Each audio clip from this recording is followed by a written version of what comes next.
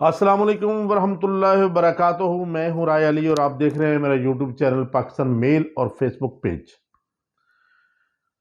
ناظرین، جو میں اس ولاگ میں بتانے جا رہا ہوں یہ میں پہلے بھی بتا چکا ہوں، اور کچھ لوگ کہتے ہیں کہ جی سروے فیک ہے، سروے صحیح نہیں ہے۔ ساری باتیں سوشل میڈیا کی ہیں۔ سوشل میڈیا پہ جو اب چل رہا ہے یہ باتیں بھی چل رہی ہیں کہ جی سوشل میڈیا پہ جو ظاہر قیدی نمبر 804 ہے اس کے بارے میں جو کہا جا رہا ہے وہ اب سامنے آنا بھی شروع ہو گیا ہے۔ دیکھیں، ویڈیو چل رہی ہے، ایک ویڈیو چل رہی ہے مولانا فضل الرحمان صاحب کی، قیدی نمبر 804 کے وہاں پر نعرے لگائے گئے، وزیر اعظم قیدی نمبر 804 عمران خان کو کہا گیا، جلسہ مولانا فضل الرحمان کا اور نہرے جو ہے وہ قیدی نمبر 804 کے لگے ہیں۔ فیس بک پہ بھی لوگ بہت سارے یہ کہہ رہے ہیں کہ یا اللہ ہمیں ہمت دینا، ہمیں صحت دینا، 8 فروری تک، 8 فروری کو ہم نے قیدی نمبر 804 کا حق ادا کرنا ہے۔ ایک بے گناہ کو، یہ ساری باتیں سوشل میڈیا کی ہیں، ایک بے گناہ کو جو ہے وہ قید رکھا گیا اور جو ملزم مجرم ہے وہ آزاد پھر رہا ہے۔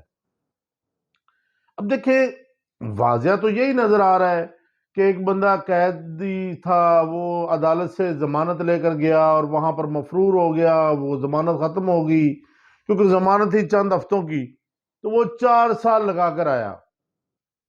اب اس کو اتنا پروٹوکول دیا گیا کہ ہائی کورٹ چل کر گیا ایئرپورٹ پہ اور وہاں پر بائیو میٹرک کروائی گی، اور دوسری طرف جس کا کوئی قصور نہیں کہا جاتا، دیکھیں ایک سزا دی جج دلاور صاحب نے تو وہ ہائی کورٹ نے معطل کر دی، وہ پورا پلندہ جو تھا وہ اڑا کے رکھ دیا، اس سے وہ قیدی نمبر 804 جو ہے وہ بری ہو گئے، وہ بے گناہ ثابت ہو گئے۔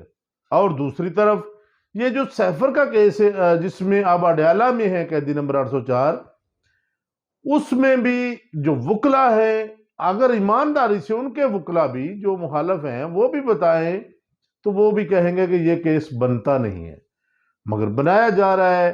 دیکھیں، وہ ہائی کورٹ میں بائیو میٹرک کروا رہے تھے تو اس کو کیسے گرفتار کیا گیا تھا۔ یہ ساری چیزیں اب ہماری ایجنسیاں بھی پریشان ہیں، اور جو لوگ اب ان کو لے کر آ رہے تھے، جو لوگ چاہ رہے تھے کہ ایسا ہو، وہ اب پریشان ہیں کہ یہ کیا ہو رہا ہے۔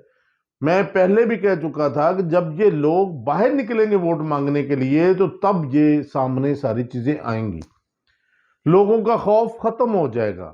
وہی چیز ہے کہ جھنگ میں بھوانا صاحب نے ووٹ مانگنے کے لیے گئے تو کیا ہوا، وہاں پر وہ ساری ویڈیو نظر آ رہی ہے کہ وہاں پر بھوانا صاحب کی درگت بنائی گئی۔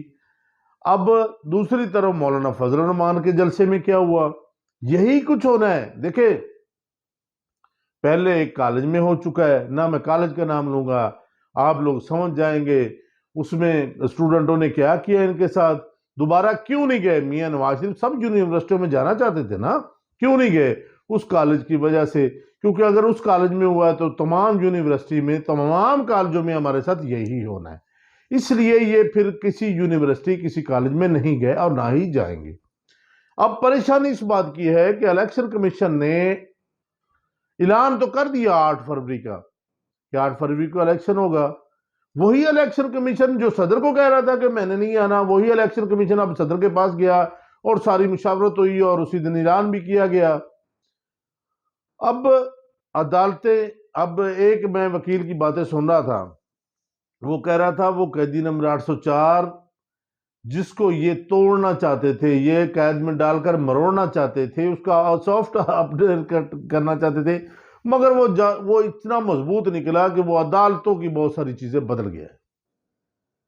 آنے والا وقت اس کا کہنا تھا کہ اس قیدی نمبر 804 کا ہے، اللہ تعالیٰ اسے صحت دے، یہ سب کہتے ہیں، ہم بھی کہتے ہیں سب کو صحت دے، جتنے سیاستدان ہیں، اللہ تعالیٰ ان کی حفاظت بھی کرے۔ دیکھیں، انسانیت بہت بڑی چیز ہے۔ اب قیدی نمبر 804 کے جو فیصلے ہیں عوام نے کرنا شروع کر دیے ہیں۔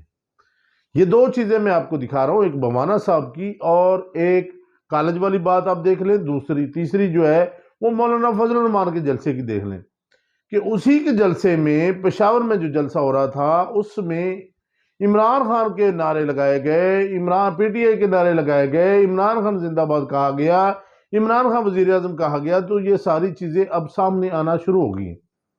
اب یہ پریشان ہیں، ہماری ایجنسیاں بھی پریشان ہیں، ہمارے ادارے بھی پریشان ہیں، اور یہ جو چونچو کا مربع تھا، جو ساری جماعتیں اکٹھی تھی، یہ بھی پریشان ہیں کہ آخر ہوگا کیا؟ کیسے یہ بچے اس قیدی نمبر 804 سے؟ نہ قیدی نمبر 804 باہر جا رہا ہے، نہ وہ خاموش ہو رہا ہے۔ انہوں نے ہر حربہ اس کے ساتھ کیا کہ کسی طریقے اس پارٹی کو توڑا جائے، اس پارٹی کو مروڑا جائے۔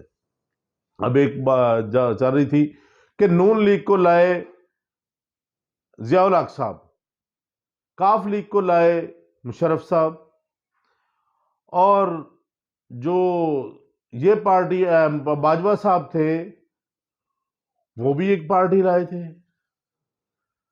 وہ پارٹی جو تھی، اس کے بعد اب یہ جو نئی پارٹی آئی ہے، ہاں باپ پارٹی، بلوچستان کی باپ پارٹی باجوہ صاحب لائے تھے، وہ بھی کامیاب نہ ہوئی۔